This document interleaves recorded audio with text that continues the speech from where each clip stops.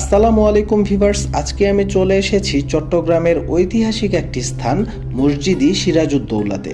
আর এই মসজিদ শুধু নামেই নয়, বরং এর স্থাপত্য এবং ইতিহাসও আলাদা।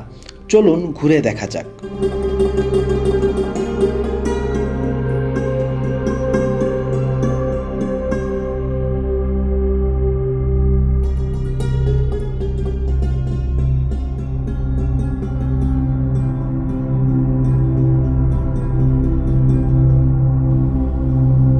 মসজিদি সিরাজউদ্দৌলা চট্টগ্রামের ১৬ নং চকবাজার ওয়ার্ডের নবাব সিরাজউদ্দৌলা সড়কের চন্দনপুরা অংশে অবস্থিত একটি মসজিদ।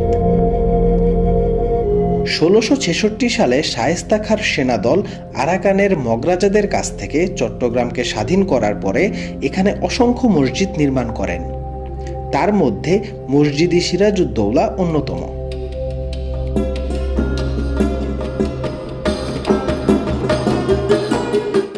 এই মসজিদটিতে মোট ১৫টি গম্বুজ রয়েছে।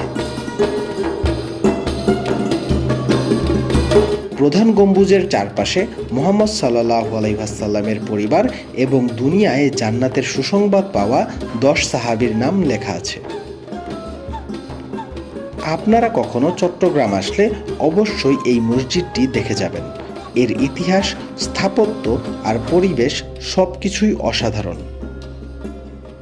চট্টগ্রামের এই ঐতিহাসিক মসজিদ দেখে সত্যিই মুগ্ধ হলাম।